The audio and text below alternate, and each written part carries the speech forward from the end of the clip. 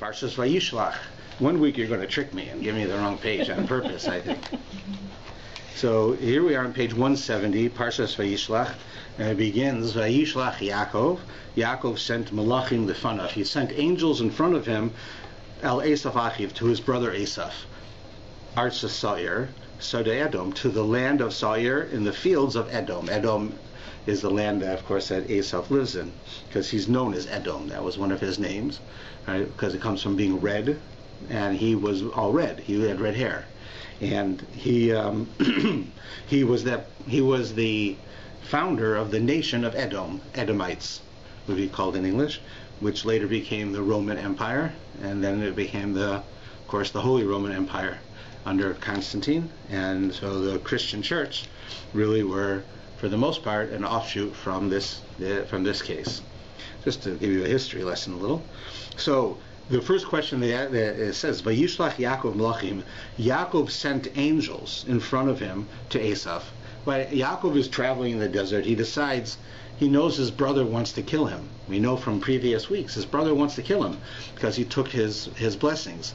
Even if it was due to him and even if it was appropriate, nevertheless his brother's not happy about it at this point, and he's afraid his brother is going to kill him. So Yaakov decides, instead of simply waiting for his brother to come, he's going to set the stage. He's going to do what he can so that the situation should be as beneficial as possible.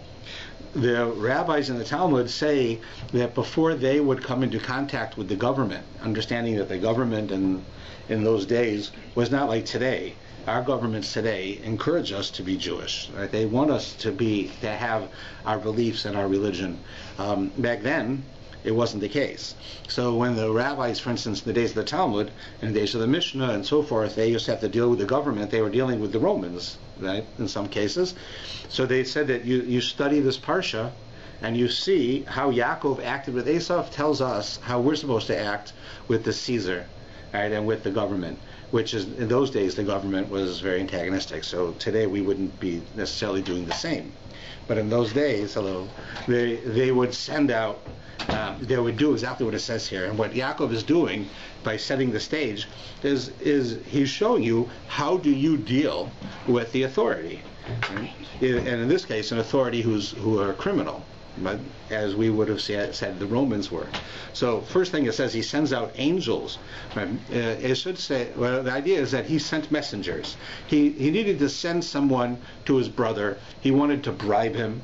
He wanted to give him gifts. He wanted to show that Yaakov himself feels subservient to Esav. So he's sending people to go out and say, here, I'm coming into your land, and I want to give you these things, and I want you to know I'm coming, and that you're in charge. So I'm asking the person in charge to come. So that's very logical that he would do that, because he wants to now set the stage so that Esav would feel, why should I kill Yaakov? You see already that Yaakov feels subservient to me. Yaakov is doing things for me, so I don't need to kill him. And that was Yaakov's hope.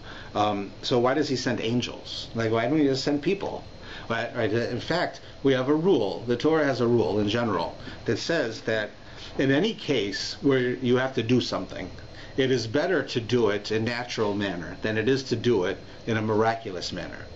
Right? One should not rely on a miracle, and one should not hope for a miracle in most cases. That's because if you can do something in a natural way, then you're doing it through your own efforts.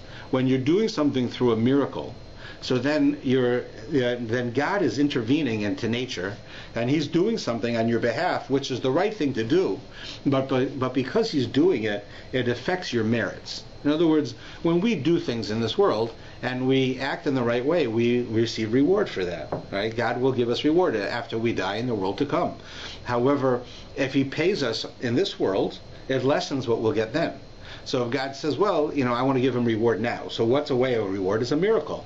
Right? Under normal circumstances, this is what's going to happen. But God makes a miracle and something else happens. So for you to push and desire a miracle is not necessarily always a good thing. So here Yaakov could just as easily have sent people.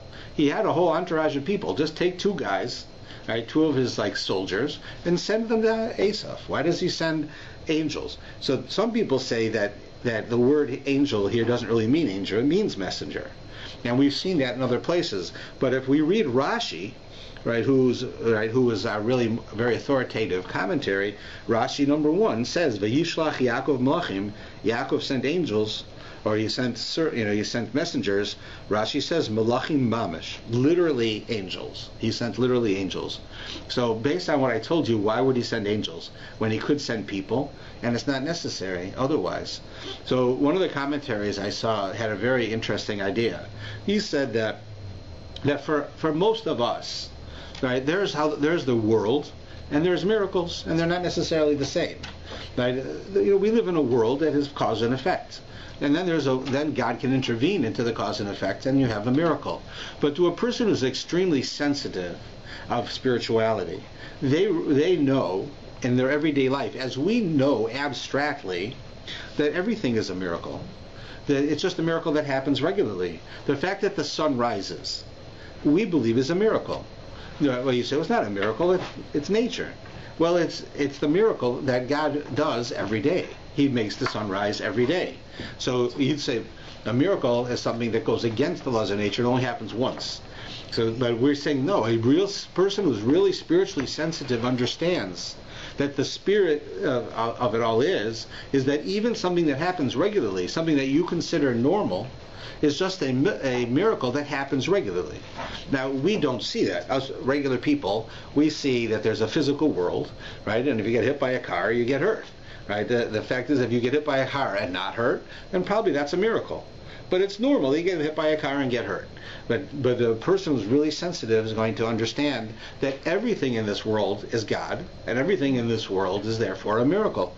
It's just a miracle that happens all the time. Right? So Yaakov, when he looked at the world, he didn't see necessarily differentiate a difference between a person and an angel when it came to doing something, because he understood an angel is the will of God, and I have the ability to command these angels. And a man is also miraculous, the fact that a man lives in this world. So one of the messages this tells us is that there is a level of spirituality that a person can get on where they truly actualize in every moment of their life the understanding that the entire world is miraculous. So that even if you do something that it does not seem to be a miracle, it is as much as a miracle as something that it clearly is. It's as much of a miracle to be able to send a man to go and talk to Esau as it is to send an angel. That's the message. And how it affects us is that we need to understand that on a certain level, everything in the world is like that. So when we say that God split the Red Sea is a miracle, that's true. But when God causes the sun to rise in the morning, causes us to wake up, that's also a miracle. It's just that we do it regularly. Right? Just because a miracle happens always doesn't mean it's not a miracle. It's just a way to look at things. So that's one of them. So, and then it says, Vayisavosam, he commanded these angels lemor, to say the following: Kol tamrun la'adoni la'Esav, say to my master Esav, Ko amar avdecha Yaakov, your servant Yaakov says, Im Lavan garti, I lived with Lavan, v'achar ad ata, and he says, and I've stayed there until this moment. So we know that that's what happened. Yaakov left his home. He needed to find a wife. He went to the family of his family, and he went to find a wife, and he ended up spending many years in the home of his father-in-law, Lavan. And this is the first thing he wants to tell his brother. His brother is coming towards him. He's afraid his brother's going to kill him. He sends angels to go see his brother, and he says, here is your servant Yaakov, which is rule number 1 when you're dealing with, back then, with the Roman government. Don't be arrogant. Don't come in and act like an equal. Right? They will never let you live that down. You go in there, and they're in charge. Right? I'm your servant. Right? And that's how you deal with them. But then he says, I lived with Lavan, and I was there till now. So who cares? The real question is, what does Esav care? You lived with Lavan. Is that a proof? Are you telling it to send me? What's the message? You lived with Lavan, very nice, right? And I lived in the mountains. So what's the difference? So the commentaries tell us that this is actually a very important statement. When he says, Im Lavan Garti, I lived with Lavan, if we read the Rashi and we look in the Talmud, we find a deeper message. Rashi says, Garti, I lived. What does that mean? Lo nasisis sar v'chashuv eleger. When I was there, I didn't act like a prince or like a native of that land where I lived with Lavan. I was like a ger, a stranger, a convert, right? A different person. I was different. I was there temporarily. He says, he says, don't go and say that you should, don't hate me, Esau, because I got the blessings from my father. You see, I was living like a pauper with my father-in-law. It's not like I got all the money and you didn't get it. Right? But then the Gemara tells us another important thing, and Rashi says it here. He says here, Im Lavan harasha garti, I lived with the evil Lavan, Taryag mitzvahs shamarti, v'lo ma'aratim u'maisav haraim. And I kept the 613 commandments, and I did not learn from his bad ways. So he goes to tell, in a hidden way, he's saying, I lived with Lavan, and even living with Lavan, I still kept the Torah. Right? In other words, it's as follows. Originally, Yaakov is living in this home of his father and his mother. It's a Jewish home. It's a home filled with spirituality. It's a home of some of the greatest people ever lived in the history of the world. And he's forced to leave that home. And he has to go live with Lavan. Lavan was a criminal. Right? His father-in-law was a criminal. Not just because he was his father-in-law either. He was a criminal. He lied and he stole, and you saw, when you looked at last week's, the way he talked. Everything was self-serving. No matter what happened, it was all about him. I mean, Lavan was just a very difficult person to be with, and he lied and he stole. And Yaakov is telling his brother, and he's telling the world, I lived with him, and nevertheless I stayed 100% the way I am. I stayed the way I'm supposed to be. I kept the Torah. I didn't allow my environment to affect me. And that's a very important point, because it's one thing to say that a person living in the center of a religious community where, like here, if you don't want to keep kosher, you have to really work at it. I mean, you want to get unkosher meat in this neighborhood, it's not so simple. You go into Sobeys, you can't even get it. It's like when I first moved here, you could. You had two different places in Sobeys. You had the kosher meat and the not kosher meat. They sold so little unkosher meat, they stopped selling it. That you can't even get it. Right? You have to really go out of your way to get it. So the point is that when you're living in a place like that, where it's so simple to keep kosher, how much merit do you get for keeping kosher? It's not that hard. You don't have to go out of your way. When you find when you're living in an environment where everything is done correctly and people aren't cruel and people aren't speaking badly about each other and people aren't insulting and people don't steal from you, so it's easy to be like that. If everybody else is nice, then you're nice. But he's telling his brother, I lived with Lavan. I had to leave that environment and live in an environment where the norm is to cheat. But to do whatever I can to cheat from you, to steal from you, to convince you that you should give me what you have. That's what I'll do. That's all that's what the whole environment he lived in. And he says, nevertheless, I didn't allow that environment to affect me. I still remained the same person, even though that happened to me. And that's why it says here that when he tells his brother, Im Lavan Garti, I lived with Lavan. The word Garti, if you look at that word, Gimel Reish Taf Yud. So the commentaries say the numeric value of that word is 613, which is the number of commandments. But it's even more than that. Then the 613 in letters is Taryag. You probably heard the expression Taryag mitzvot, which means 613 mitzvot. Right? Taryag is just how you say 613 in letters. So the word Garti and the word Taryag is the same word, just the letters are mixed up. Right? It's not just the numbers are the same. It's actually there's a Taryag is Tuf, Reish, Yud, Gimel, and Garti is Gimel, Reish, Tuf, Yud, same letters. So it's telling you this message, right? And then he comes on and he has. You imagine Esau is coming, and Yaakov is coming. It hasn't happened yet, but very shortly as we turn the page, right? Because here at the bottom of this page, the angels come back and they say Esau's coming, and he's bringing 400 men with him. Now Yaakov's a little bit afraid. Esau wants to kill him, and he's bringing 400 mercenaries with him. So I'm in trouble, right? So Yaakov becomes frightened, it says, and he does all of these things to try to, as I said before, this is how people used to look at how to deal with the government. These things, the military tactics, so they shouldn't be destroyed. So it says that He took all of his things. He made 2 camps. He put one on one side of the river, one on the other side of the river. And if Esav comes one way and he attacks one camp, the other camp will get away. Comes the other way, the other camp will get away. He did all of these things as a military tactics to try to survive, which in the end he didn't have to do, but he didn't know that. And then it goes on that he goes. It says at the bottom of this page. So that night, after he did that, so it says that Yaakov comes back across the river. And it says that night he spent the night there, right? And what happens that night when he spends the night? So as we see, beginning on the bottom of 175, he is awoken by an angel, or by, as far as he knows, a man. And this man wants to kill him, it seems like, in the middle of the night, right? And he wrestles with him the entire night until daylight. And it says Jacob was left alone, and a man wrestled with him until the break of dawn. So they're wrestling.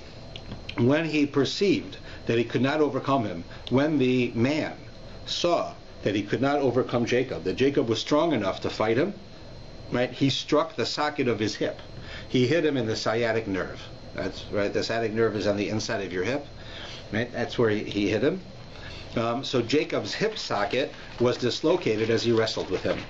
And then he said, "Let me go." This is the man saying, "Let me go," because Jacob's got him like in a full Nelson or something. Right? And he said, "Let me go, for dawn has broken." Right? So now something's fishy. Right? Here this man comes to wrestle with him. They wrestle. The man sees he's going to lose, so he sort of does a dirty punch, and he injures Yaakov. And Yaakov subdues him, and he says, "Let me go. It's over. You win. Let me go. I've got the sun. The sun is rising." So Yaakov was already suspicious something's wrong with that. So what? The sun's rising. You're a man's wrestling with me. I got you. Who cares? So he says, "I'll not let you go unless you bless me." Now Yaakov realizes this isn't a man at all. This is an angel, and this is what's called the angel of Esav. He's the angel representing Esav, and this whole wrestling match is a symbol to us of the ongoing struggle between the Jewish world and the world of Esav that will go on throughout history. That's what it means, that they fought throughout the night until the dawn. They fought throughout the history of the world until the Messiah comes. And there's this struggle going on. Ultimately, Jacob will win. Ultimately, the right, the Torah, will be supreme, and the world will come to follow the Torah. That will happen right at the time of the Mashiach, as the struggle goes on, but not without loss. As you see, the angel strikes Yaakov on the inner thigh, where the sciatic nerve is, and this is a symbol to us that he struck him in a part of his body where he has children, and it's a message to us that even though Yaakov will win, that some of the children will be lost. Some of the children will go astray. They won't. Not every Jew is going to remain Jewish, and that was a symbol of that. That he's foreshadowing that in this part of the story, and then we have this amazing story. So now now we know we have an angel, right? And it's now morning.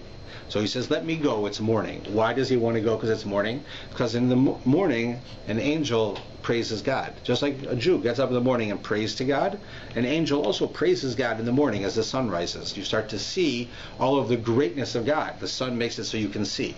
Right? So you have to let me go. I have to go back to heaven and praise God.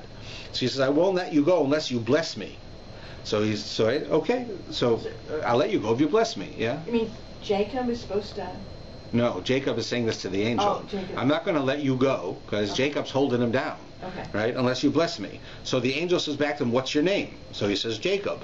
So he says, "No longer will be said that your name is Jacob, but Yisrael, for you have striven with the divine and with man and overcome." Then Jacob says, "Well, tell me, what's your name?" And he says, "Why then do you inquire of my name? What do you want my name?" And he blessed him there. And that's the end. So there's a couple of problems with this story. The first thing that Jacob says is, "I won't let you go unless you bless me." Right? So Jacob says to him, right, "You have to bless me." And the angel says, "Well, what's your name?" He tells him, "My name's Jacob." So he says, "No, your name's not Jacob anymore. Your name is Yisrael." Why Yisrael? Because the word means that you have striven with the divine. You've wrestled with God, and you've wrestled with man. That doesn't mean you've wrestled with God. It means you wrestled with me. right, with a godly creature, the will of God. And you have overcome and you've won. So Jacob says, all right already, but give me my blessing or I'm not letting you go. So he says, tell me, he says to the angel, tell me your name. And he says, what do you want to know my name for? And then he blesses him and he leaves. So he never does tell him his name, right? He doesn't answer the question. He's blessed me, all right? So it's like you come to me and you say, Rabbi, give me a blessing. Okay, I'll give you a blessing. What's your name? My name is John. Okay, I bless you. Right? What do you want to know my name for? What was the purpose? Well, what does that have to do with it? So Jacob never gets the name of the angel. So, but really we're not reading it right. If we read it correctly, we find it something else. Here's Jacob says to the angel, tell me your name. What does he care about his name? Because the name of an essence, we know from Hebrew, is not simply a name. Like in the non-Jewish world, a name is a name. It has nothing to do necessarily with the essence, but whatever the language is. If you say a table, in English is a table. The word table only means this object right here because you know it means that. You've learned that. But the word table itself doesn't mean this. If we had been raised to say that chair means this, then we would call this a chair. It has nothing to do with the essence of what it is. But in Hebrew, it does. Every word in Hebrew is a description of the essence of the object. So a person has a Hebrew name, for instance, it's a description of who you are. You have a certain, well, we're told that when your parents had you, that after you're born, they're given prophecy, for a slight amount of prophecy, so that when they look at you, they will name you based on who you are, the essence of who you are, even though they don't know who you are because you're a baby. Nevertheless, they still do that. So that's why you can find more often than you think where people will talk about what we're going to name the baby when we have the baby, and what happens in the end. They come up with a totally different name. Like, okay, we're going to name the baby this if it's a boy and this if it's a girl, all right? We're all set? Yeah, we're all set. They have the baby. The next day, we give them a different name. But what happened to your whole discussion? What happened is they looked at the baby and they saw that wasn't the baby's name. This is the baby's name, right? The name describes you in Hebrew. So Yaakov is asked by the angel, "What's your name?" He tells him Yaakov. Yaakov means that he grabbed his brother's heel. He was the last one, right? That we learned it earlier. He says, your name's not Yaakov anymore. In certain circumstances, you'll be called Yaakov, but you're Yisrael. You are the one who wrestles with God and man and wins, right? Meaning with the will of God and with man, and you win, right? It's a whole different level, right? The essence of who you are has changed, right? That's what he's telling him. So now he asks the angel, who are you? So the point is as follows. The angel actually answers this question. He tells him who he is. And who he is why do you want to know my name? That's the answer. Because it's like this. Yaakov is asking the angel. The angel represents the guardian angel of Esau. The guardian angel of Esau has many other names, including the angel of death, including the Samiel, which is the angel of blindness. Sam means, right, is like a drug or blindness, like a person who's blind. And that's we know who it is. Yaakov understood that's who this was. He represented this struggle, this ongoing struggle between the Jews and the non-Jewish world that's going to go on for thousands of years. So he says to them, I want to know who you are. So what he's saying is as follows. In every generation that we live, there are certain things that tempt the Jews in that generation. And in the next generation, it's not a temptation anymore. Right? 3 generations ago, the young people were attracted to communism, to socialism, to Bundism, because to live as a Jew in Russia, in these places, you were poor, you were persecuted, life was tough. So you came up with belief in systems that said everybody's equal. Everybody's going to have the same amount of money. Everyone's going to have food. That's what communism was. It was a beautiful idea. Right? So I don't want this anymore. I might be a Jew, but I can't feed my family. And the Cossacks keep coming in and killing off people. And it's a terrible life we're living. I want a life where everybody's equal. Everyone's the same. So they would leave Judaism and became communists. That was a big temptation 3 generations ago. Then you have 2 generations ago. It was to make money. People come to the New World, to America, and they want to make a living. They have nothing. They came from nothing. Now they want to make a living, support their family. So they had to give up everything. They gave up Judaism. They gave up everything to make a living. Right? That was a struggle then. That's not the same today. Every generation has its struggles, and those struggles don't always carry over, and they change. Right? You also see it in various observances. There was times when you found the most observant Jewish women didn't cover their hair. But you have a mitzvah, right? In the Torah, it says, the Torah doesn't say it explicitly, but we know from the law that it's appropriate that a woman should cover her hair. And it says, and you find that if you go into, to yeshiva, you could be pretty sure today that the rabbis in the yeshivas, their wives cover their hair. I would say you don't have to think twice, right? But when I was a kid, they didn't. Some did and some didn't. There was, in that time, you look at the pictures, I'm sure you all can look back at pictures of like your great-grandparents, and if any of the women covered their hair, it looked like they were wearing a straw, like a broom on their head. It was terrible. They looked. Those wigs were horrible. Right? They were like horsehair. They looked terrible, right? And you can understand that you don't even have to be a woman who's vain. You just have to be a woman who cares about how she looks. She's not going to want to look like that, right? So unless she was deeply observant, like really, really, really observant, she's not going to do it. And back then, they didn't have good Jewish education for girls. That's why they started the Beis Yaakov movement. Girls went to secular schools, a lot of them. They're intelligent. Judaism, equates men and women, and that they should all be educated. They should learn. So the women would go to secular schools. The guys would go to the yeshivas. The guys come out of the yeshivas. They're very religious. The women are much more modern. They didn't want to cover their hair. Today, if you look at the generation in their 30s and their 20s, they all cover their hair. It's like you don't even think about it. So it's not the same issue as it used to be. It was an issue. It's less of an issue now, right? Each generation has their struggle. It's not the same in every generation. That's what he was saying. And he says to the angel, "Tell me who you are. I want to know the essence of who you are, so I can tell the Jews throughout history. This is what's going to happen. The angel of death, or the Yetzer Hara, the evil inclination, is going to come to you, and it's going to test you. And this is how it's going to test you." And the angel says, "No, there's no such thing. It's going to be different in every generation. What do you want to know my name for? It won't make a difference. That's my name.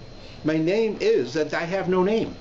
In this generation, I'm going to tempt you, and you're going to be so poor that you're going to give up Judaism to go become a communist. And in this generation, you're going to be so rich that you're going to say, I don't need God." Every generation is going to have a struggle, and it's going to have a temptation, and it's going to be different. It's not going to be the same. So he doesn't tell him. That's what it means. That's who he is. His name is, he doesn't have a name. His name changes all the time. And that's what the message was. So that's how we know. And it happens like when I was a kid. Right? So what do you think? When I was a kid in the 60s, what was the #1 airport in the world? More planes landed in this airport than anywhere else in the world. What do you think it was? New York? Any other guesses? Anywhere in the world? Frankfurt. Where? Frankfurt. Frankfurt? Well, the answer was Phnom Penh. In Vietnam, because there was a war going on. There were more planes landing and taking off in Vietnam than anywhere else in the world. Today, how many planes do you think come and go from the Phnom Penh? There's planes. It's still there, but not like that, right? Well, it changed. Things change. It's not always the same. Things change. And the temptations change. When I was a kid, you wanted to do something wrong, right? I mean, really wrong. You couldn't just do it. You had to go far away, right? Yeah, you go up in the suburbs. There's nothing. What could you do wrong in the suburbs? Right? Scratch somebody's car. I mean, you couldn't do anything. Right? A kid who wanted to do something he shouldn't do would have to go somewhere else. Today, you can go in your kitchen, turn on the computer, and you can do horrible things right in your house. Right? The temptations have changed. That's what the angel's telling him. There's no easy answer. Every generation's different. Every time is different. If you want to do what's right, you've got to just watch, because I'm not. It's not that I won't tell you who I am. My name changes all the time, every generation. If you're struggling with me now, in 100 years your children will struggle with me, in 1,000 years your children will struggle with me, and it'll be different. So you have to realize that that's happening, and that's what he says. And then it goes on, is that. So at the end, right, he says, "Why do you ask my name?" And he blesses him. So Jacob calls the name of the place Peniel, for I saw the divine face to face. The sun rose for him as he passed Penuel, and he was limping on his hip. Right? He was limping because that's where he hit him, right? Like I told you, he hit him in his sciatic nerve. Therefore, the children of Israel not to eat the displaced sinui on the hip socket to this day, because he struck Jacob's hip socket in this displaced place.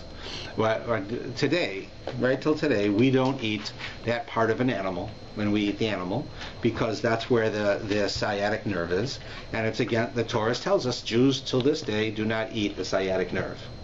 Right? And that's why today, when you buy kosher food, you can't get meat from that part of the animal because of that nerve. That's why you don't get things like filet mignon. Right? Certain types of steaks that are available to non-Jews are not available to us because that's where that nerve is. So we don't eat that. And that's a remembrance of it. So now he has this whole struggle, and he wins. So now the sun is up, and he looks out, and guess what? Here comes Esau. He's coming, and he's got his 400 men, and now we're in trouble. Right now, anyway, we're going to go to battle now. Right? So he divided the children among Leah, Rachel, and the two handmaids. So Yaakov takes his kids. He's got 12 sons, right, and a daughter. Yeah, well, he actually doesn't have them all yet, but he's getting there. And he divides them up among all four of his wives, his Leah and Rachel. Leah the first wife, Rachel the second wife, the two handmaidens. Each wife had a handmaiden who he had children with. He put the handmaids and their children first, Leah and her children next, and Rachel and Joseph last. Then he himself went on ahead of them and bowed earthward 7 times until he came to his brother. So this is a description of how he set up the camp.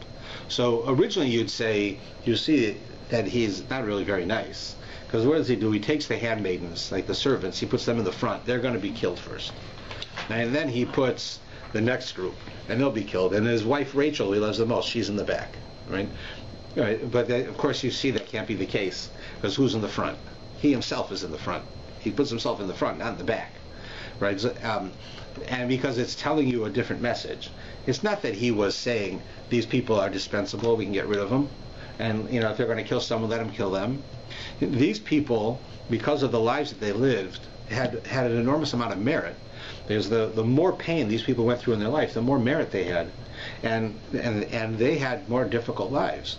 But what they went through, I mean, imagine Leah. Leah gets married to a man who doesn't want to marry her, and he didn't know he was marrying her. He didn't want to marry her, and then she gets married to him. So how do you feel? Well, you imagine you marry a man, and the next day you wake up after your wedding night, and he looks at you like, "Who are you? I didn't marry you. I married somebody else." Well, too bad, you married me. Now, how do you think you're going to feel about that? Right? Not very good. So the ones who were in the front were the ones with the most merit because of what they had gone through in their lives. So Yaakov is in the front. That if he gets past me, then I've got all of these people with more merit, with more defense by God. Because we're not fighting a physical war here. This is a spiritual war, where they're going to stand up first. So it wasn't a matter of they were worthless. It was that they had the most worth. That's why he did it in that way. And then we have, now he's going to meet Esau. What's going to happen? He's afraid Esau's going to kill him. So it says, Esau ran toward him, embraced him, fell upon his neck and kissed him. Then they wept. So here Esau runs up to Jacob, and he hugs him, and he kisses him, right? And they cry. Not what he expected. He raises his eyes as he saw the women and children. He says, "Who are these to you?" Now there's a problem. Esau, after his emotions are passed, he sees his brother. He hugs and kisses him. He looks out and he looks. And he says, Esau says, "Wait a minute. You got 4 wives. You got 12 kids. You got all this livestock, all this money, all this. You took my blessing, right? What was my blessing? My blessing was that I'm going to have the world to come. Jacob said, wants the world to come. I get this world. You get the world to come. Who are these people? If you get the world to come, what are you doing with all this wealth? It's my wealth, not your wealth, Jacob. What are you doing with this? This is mine. And who are these people to you? That's what he asks them. So he says, the children who God has graciously given your servant. Then the maid, everyone comes forward. He introduces them all. Right now, what is the point here? The idea is as follows: that when Esau looks at the people, Esau sees the people as physical assets. Right? These people work for you. Why do you have children? So they can milk the cow. They can gather the crops. That's why you have children. What do I have 4 wives for? So I could have one of them is going to do the laundry, and one of them is going to do the wash, and one's going to cook. These are my assets. These people are my assets. That's how we saw them. They're physical. Right? So he says, who are these to you? You don't have the physical world, Jacob. You have the spiritual world. You're stealing my people. They're mine. They're not yours. Who are these to you? He asks them. So Jacob says, no, these are all of this, God gave this to me. In other words, to Jacob, all of these people and all these things are not physical, they're spiritual. What does God give me wealth for? God gives you wealth so you can do mitzvahs. You can't give charity unless you have money. You can't buy a lulav unless you have money. You can't buy matzah unless you have money. God gives you wealth so that you can use that wealth spiritually. So God gave this to me. This is all spiritual. Yes, it's physical, but it's only here to help us all be spiritual. And Esau says, no, it's all here for physical.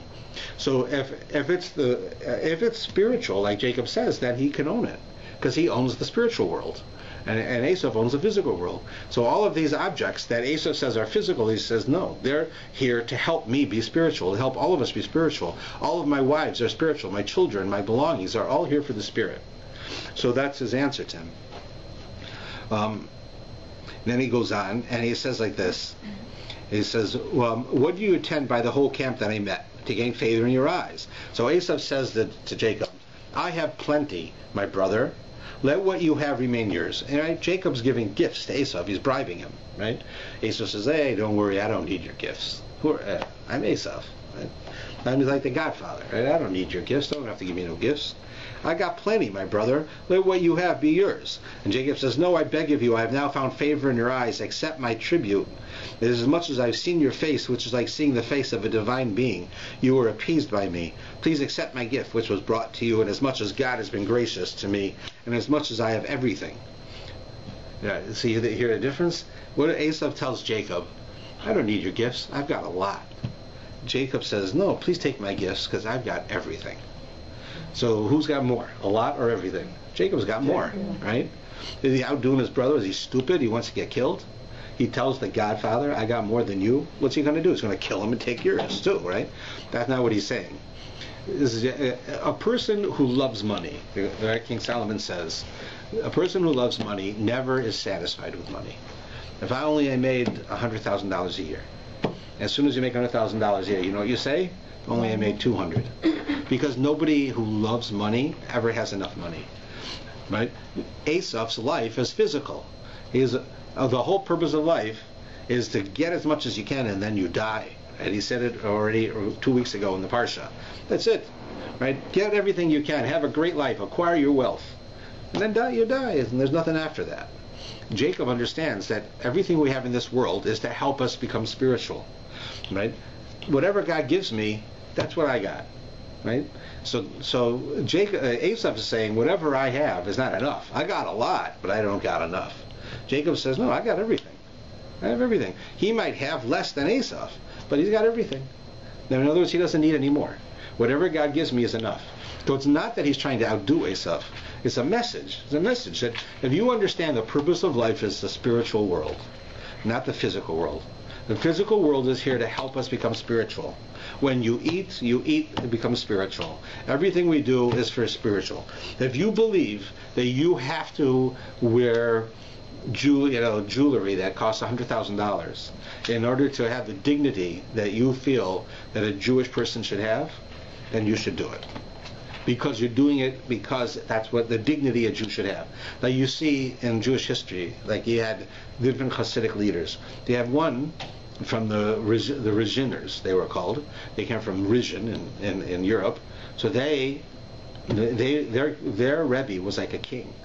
Said he had a gold carriage, really made out of gold. They say that his feet never touched the ground. His cousin carried him. He was like a king. Right? He dressed like a king. He looked like a king. He was regal. Why? Because their belief was a Jewish person is a son of God. We're the princes of the world. So you had to dress with that dignity. You had to act with that dignity. For sure, you know why we always make jokes about the royalty? Because we expect royalty to act like royalty, and they don't. Right? We don't expect them to be hanging out of their dresses like Diana did. So everybody noticed it when she did it. Right? So because it's the same idea with us. We're Jews. We have dignity. Right? We have to dress with dignity, act with dignity. So therefore, if I believe that means I have to wear a suit, and it has to be a well-made suit, and I have to look dignified, then that's the thing to do. I'm not doing it because I want the world to know I'm rich. So I can afford a $6,000 suit and a $500 tie and $2,000 shoes. I can afford it because I'm rich. That's Esau does that. The Jew does it because God says you have to be with dignity. The people have to look to you and say, this is a person who follows the Torah. This is how they dress. This is how they act. They bathe. They take care of themselves. They look good. They dress nicely. That's how you. If you follow that path within Judaism, then you have to do it. Right? That means, and whatever you have everything. And if on the other hand you had other groups that believed that you had to, that the idea was not to be with dignity, you had to realize compared to God, I'm nobody. God is amazing, everything. I'm nothing. So they would act like they were nothing. Now you had people like that. There was also movements like that within Judaism which were legitimate, where they would allow themselves to be ridiculed, where they would not dress nicely, they would wear torn clothes, because compared to God, who am I? Right? So they had a point of view. So you had both of them, right, within Judaism. Both carry a certain amount of truth in them. Right? You find your way, and that's the way you go. So the fact is the fact that Yaakov had all of these belongings and all of this wealth, it was all to serve God. It wasn't to be arrogant and show how much money he made. For Esau, whatever he had was to be arrogant and show how much money he made, how many people he killed to steal all their money. Right? So with Esau, it's never enough. I have a lot. With Yaakov, I got whatever God gave me. That's all. That's everything. That's what they're saying. So now, finally, Jacob asks Esau to take his gift, and he takes the gift. So now Esau decides he's going to change his tune. Now he's, you know what? Let's go together, he says in verse 12. And he says, travel on and let us go. I will proceed alongside you. And Esau says, okay, look, we're getting along just fine, aren't we? Right? I'm not going to kill you. Let's go together. Right? Let's travel together now. Jacob and Esau, two brothers. Let's go together. Bring our people together. But he says to him, my Lord knows that the children are tender and the nursing flocks and cattle are upon me. If they will be driven hard for a single day, all my flocks will die. Let my Lord go ahead of his servant, and I'll make my way at a slow pace. Jacob says, I am not doing this. I can't cohabitate with Esau. Esau is a murderer. He's a thief. He does all types of terrible things to people. I can't associate with that. I can't have my family live with that. But I can't tell him. I can't say that to him. He'll kill me. So, okay, so I'll say, listen, my Lord, right? I'm subservient to him. I'm his servant. Listen, I don't want to hold you back. You've got 400 men. You're going to go quick, right? Me, I got little babies, and I got animals, and I got women. We can't go fast. You go ahead, and we'll catch up to you. In other words, it was a nice way of saying, I'm sorry, we're the people of God. You're a murderer. We're not going to stay with you. But he didn't want to say those words. So that's what happens. Esau says, let me assign to you some of the people who are with me. Right? Esau's still trying. Come on, let's stay together. Let me give you some of my guys to help push you along. And Jacob says, why? Let me just have favor in your eyes. Just let's leave. Right? We can't stay together. But you know what? Let's at least stay friends. Right? We had a good time. We got together. We didn't fight. We saw each other eye to eye. That's it. Okay, so Esau started back that day on his way to Seir. Jacob journeyed to Sukkot. So I'm going to tell you about Sukkot, and then I guess we're done. We didn't even get through much. But Jacob journeyed to Sukkot, and he built himself a house, and for his livestock he made shelters, and therefore he called the name of the place Sukkot. Now it doesn't make a lot of sense in English, but in Hebrew, if you read it, it says that Yaakov went to a place called Sukkot. Van lo bayis. He made for himself a house. And for his animals, asa sukkos. He made sukkahs. Came kara shem amakom sukkos. Therefore, they called this place Sukkos. So now it makes sense. Why do you call the place Sukkot? Because he made Sukkot for his animals. He made a house for himself. He made sukkahs for his animals. Right? So the commentaries say, who cares? You name a city because you made I'm going to move to Toronto.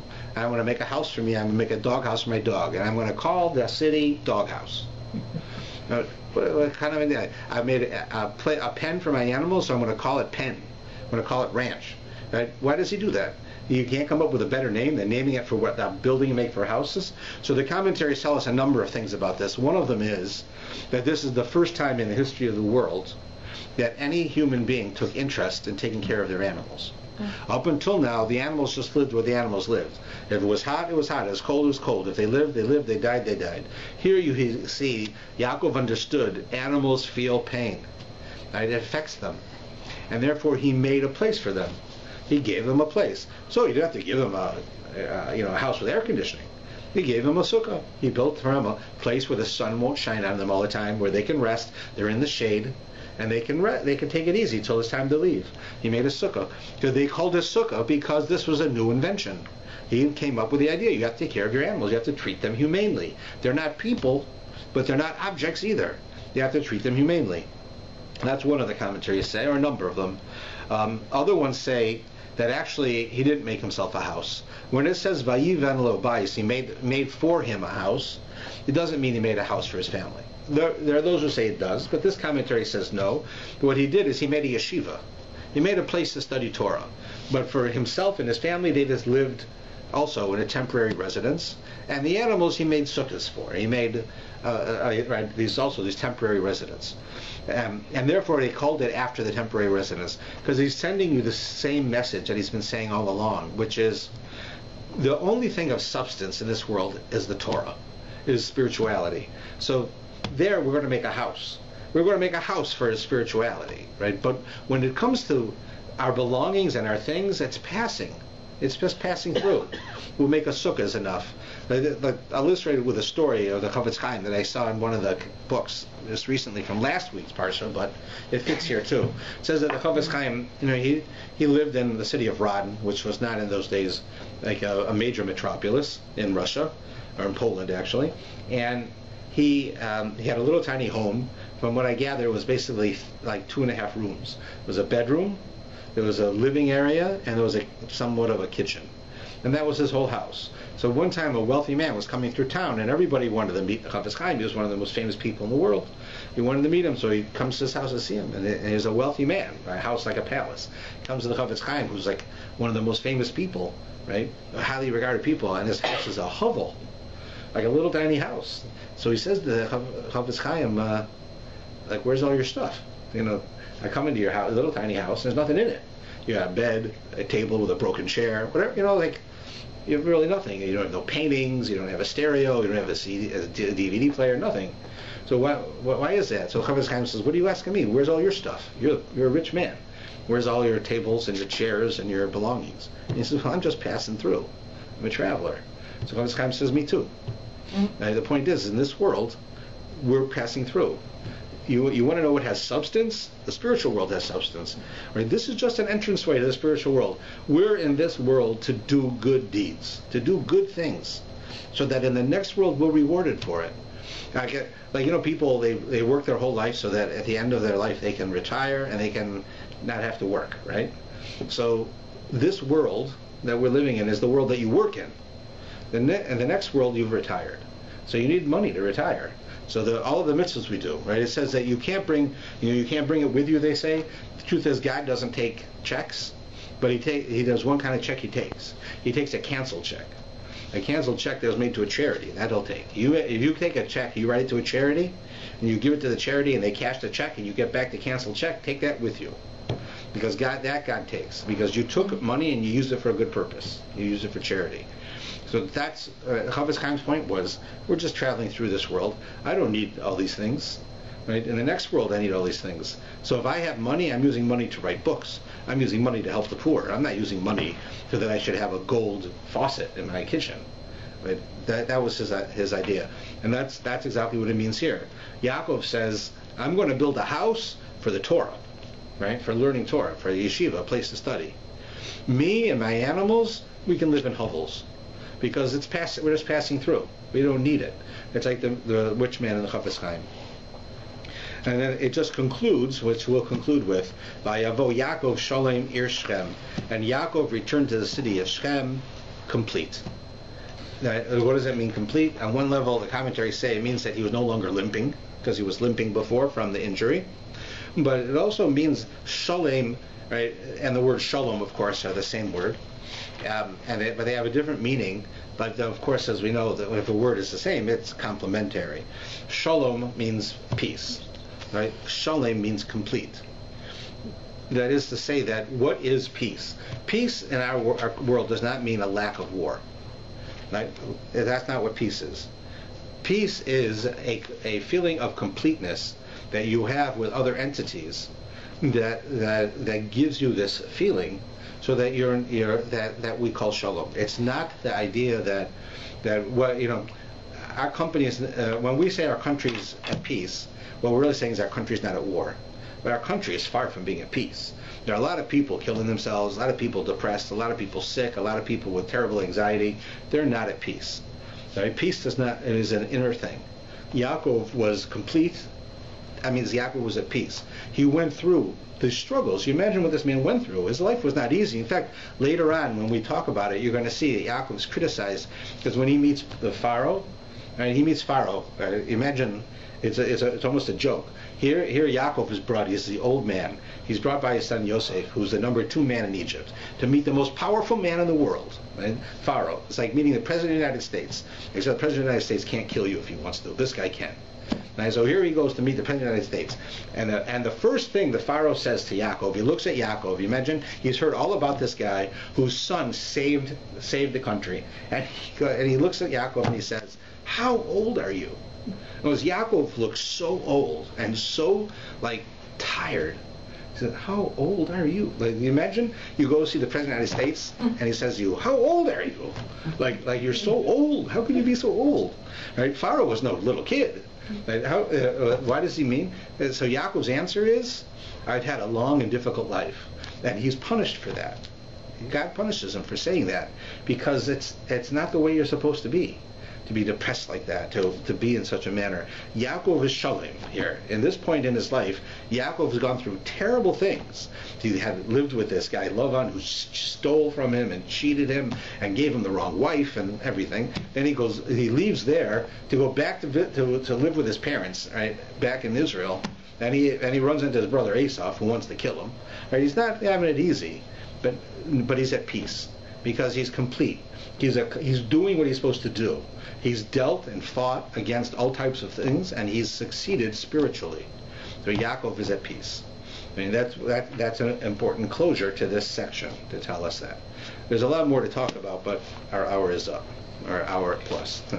Thank you very much. So you said when he answered Pharaoh that he was that it was.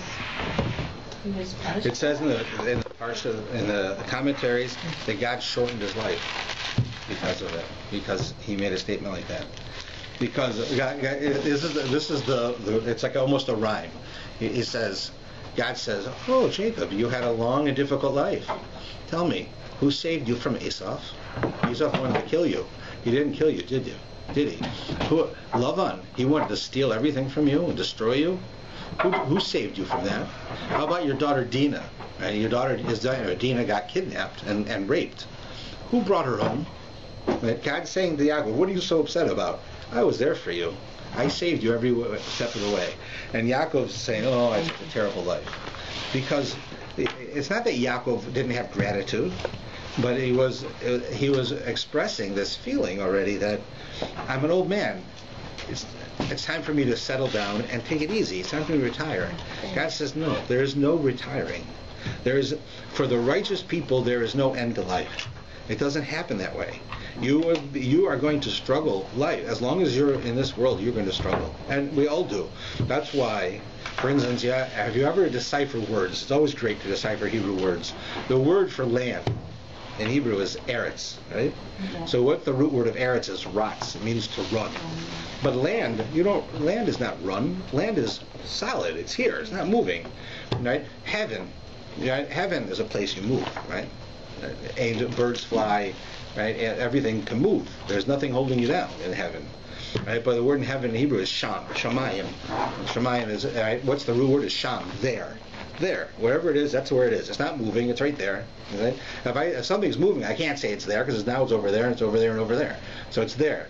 So when heaven is still and the land is moving, it doesn't make sense. It should be that heaven is moving and land is still. It's because when you're on the land, you're supposed to be moving.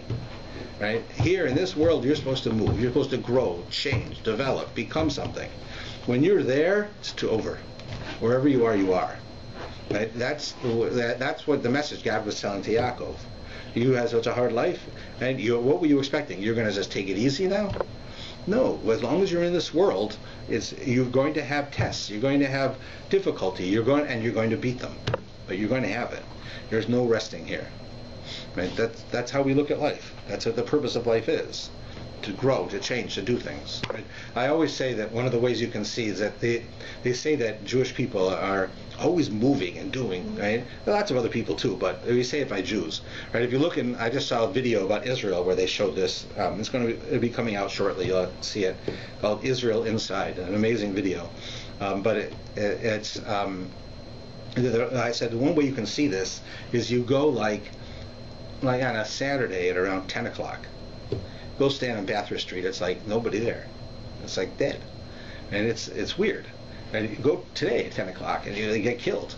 Right? You go 2 o'clock. All right, everyone's going to the mall. But people drive. They're driving from all other neighborhoods to come to the mall. But in our neighborhood, if you go out this morning at 7:30 in the morning, right, it'll take you 3 lights to get onto Bathurst Street from Chabad Gate, because there's so many cars. You go today on Saturday morning, you'll be the only car there. Why? Because the Jews are always going and doing and running. Right? That's what we're doing. That's our job in this world, to do things. On Shabbos we don't. So there's nothing happening. It's like, I don't mean that every Jew does it, every non-Jew doesn't. A lot of non-Jews do great things too, and sadly there are Jews who don't. But you see it. It's noticeable. It's pretty amazing. It's of course even more noticeable on Yom Kippur, and everyone always notices that when you walk to shul on Yom Kippur, there's nobody around. So it's totally like you're in the woods. But on Shabbos, you notice it as well. Just a thought.